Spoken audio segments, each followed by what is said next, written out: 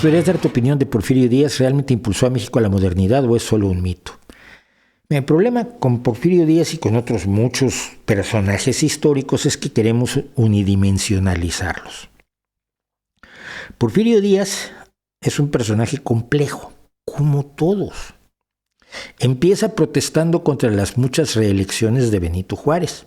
Es un personaje complejísimo, personaje cuya luz es enorme y cuya sombra es enorme. Sobre todo su sombra como mandatario, que se eterniza en el poder y que luego acaba persiguiendo a grupos indígenas cuando él es precisamente el primer presidente indígena de México. No es perfecto, pues, pero sin duda alguna, la aportación que hace a México en la defensa contra la intervención francesa hace de Benito Juárez y su defensa de la lucha en contra de las leyes de reforma, hace de Benito Juárez un personaje luminoso independientemente de sus áreas oscuras. Es más luminoso que oscuro.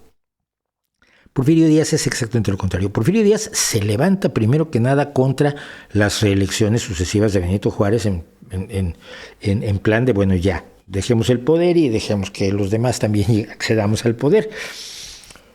Lo cual no explica por qué después se eterniza en el poder.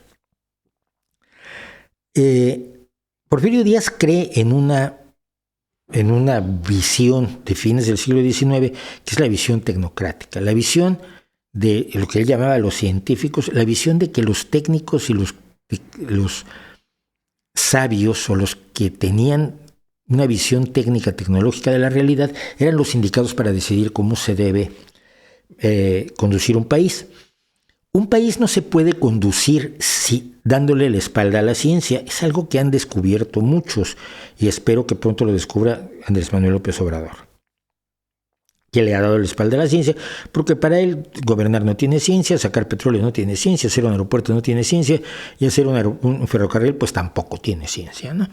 Los científicos son personas estorbosas y que no se ajustan a la sabiduría milenaria de los pueblos que nunca necesitaron de ciencia y tecnología para morirse de hambre, como debía de ser. Bueno, pero al mismo tiempo la ciencia debe informar al político, pero la política no es una ciencia, la política es una compleja disciplina donde se involucran en una gran cantidad de elementos humanos que no son cuantificables, de creencias históricas, de opiniones, de propaganda, de calcular los beneficios reales, políticos, sociales y económicos de determinadas acciones y ponerlos en la balanza contra sus desventajas, y a veces eso no es cuantificable, y las decisiones políticas que se toman son decisiones, sobre todo, que sabes que pueden perjudicar a ciertos grupos por beneficiar a otros grupos,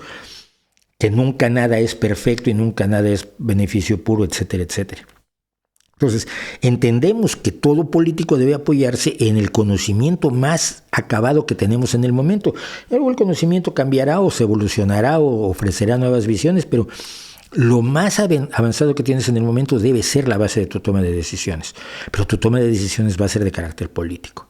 Entonces, Porfirio Díaz creyó en la tecnocracia, creyó en que la economía se podía manejar de una manera absolutamente tecnocrática, y al mismo tiempo tenía una enorme admiración por Estados Unidos y deseaba que México se modernizara a la manera de Estados Unidos. Todo esto es absolutamente cierto y lo promovió y lo fomentó durante los 30 y tantos años que estuvo al frente del gobierno.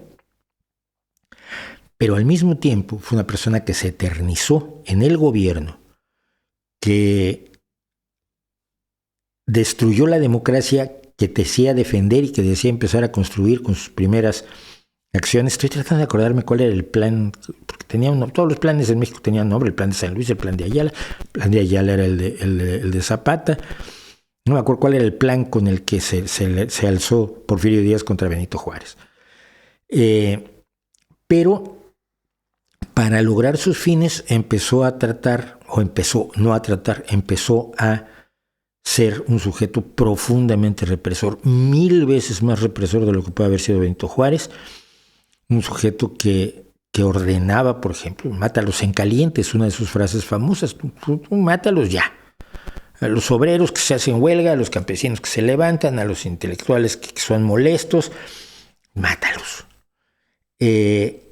Y provocó la revolución con 3 cosas. Primero, con la represión de las huelgas de las empresas de Cananea y Río Blanco, la minera de Cananea, y si bien no recuerdo, Río Blanco era una empresa textil. Puedo estar equivocado. A ver, no me sé la historia de memoria, pero al reprimir brutalmente esas 2 huelgas, al reprimir a todos los opositores, al torturarlos brutalmente en lugares como el Castillo de San Juan de Ulúa, donde todavía están los lugares donde se metía poco menos que agujeros donde se metía la gente, generó una sensación tremenda en su contra entre toda la ciudadanía, porque pues, los avances económicos no significan nada si no tienes libertad, así como la libertad no significa nada si no tienes que llevarte a la boca. Por eso la política es compleja. Y finalmente, en un periodista estadounidense, de esos a los que tanto quería Porfirio Díaz, lo fue a entrevistar, Krill, y le dio una serie, le declaró que México estaba, ¿cómo se llama?, maduro para la democracia, para las elecciones de 1910. Y entonces, un poco diciendo, voy a dar un paso atrás que no dio, se robó las elecciones de 1910 y provocó la revolución, con la cual tuvo que salir huyendo de México a París, donde murió. No se le ajustició, como era el deseo de muchos. ¿Hizo todo lo que la derecha en México tradicionalmente dice que hizo? Casi todo, sí. Sí, promovió la modernización, los ferrocarriles, pero al mismo tiempo promovió la concentración de la tierra en muy pocas manos a través de las haciendas, los hacendados, que eran su base económica y su apoyo, parte de su apoyo político.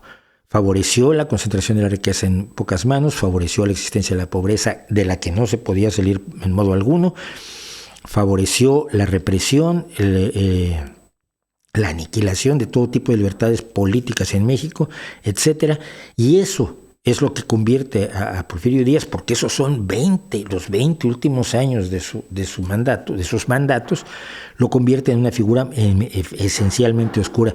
Entonces, sobre Porfirio Díaz lo que se dice es verdad, lo que dicen unos y lo que dicen otros es verdad, casi, obviamente con matices y con exaltaciones para uno u otro lado que hacen la derecha porfirista, neoporfirista, y la izquierda neorrevolucionaria, por llamarles de alguna manera.